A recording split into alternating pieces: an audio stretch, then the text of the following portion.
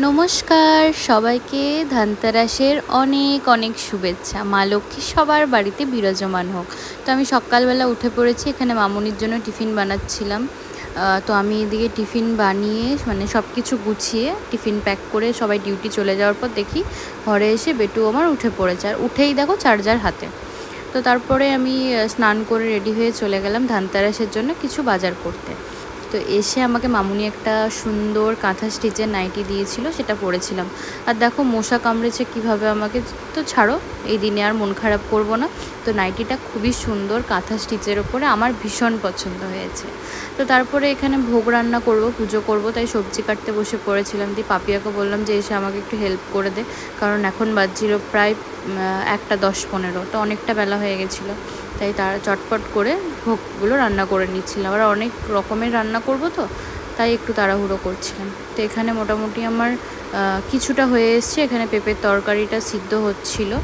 তো তা করতে করতে এদিকে যতক্ষণে সিদ্ধ হচ্ছিলো আমি ঠাকুর ঘরটায় গিয়ে একটু গুছিয়ে নিলাম। বলতে আমি শিবের জন্য একটা রূপোর বেলপাতা এনেছি, সেটা আমি তোমাদেরকে দেখাবো এর পরের ব্লগে। আর দেখো আমি কাল বাজারে গিয়ে এগুলো কিনে এনেছি, কি সুন্দর দেখতে না এইগুলোকে। তো দেখো এখানে আমি সব বাসন কোসনগুলো রেখেছি ধোবো বলে। তারপরে মামুনিই ধুয়ে দিয়েছে সব কিছু।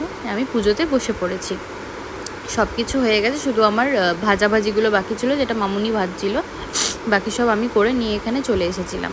আর থালাতে আজকে খুব সুন্দর করে ঠাকুরকে আজকে আমি ভাত ভোগ দিয়েছি। অনেক দিন তো লুচি খেয়েছে, পোলাও খেয়েছে, কিন্তু ভাত তো খায় না, তাই আজ ভাত দিয়েছি। আর দেখো আমার এই ছোট্ট লক্ষ্মীনারায়ণের মূর্তিটা যেটা কিনে এনেছি, ওটাকেও আমি আজকে স্থাপন করেছি এখানে।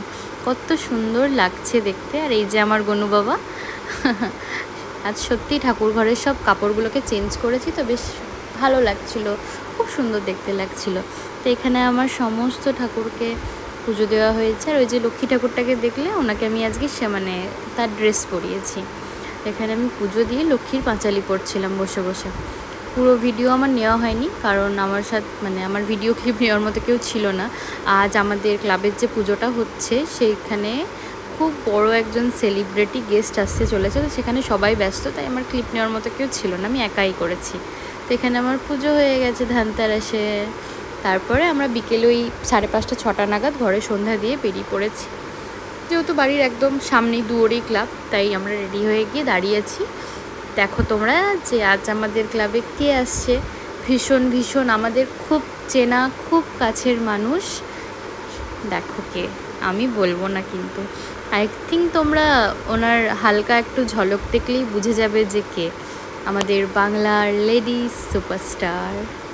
খুব খুব খুব ভালো, বিশ্বাস করো, কাছ থেকেই প্রথমবার দেখলাম, সামনাসামনি কথা বললাম।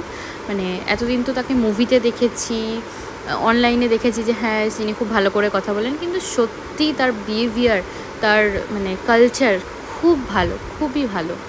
এত নম্র, এত ভদ্র, সত্যি খুব ভালো। সে বলে না, কাছ থেকে না দেখলে মানুষকে জানা যায় না।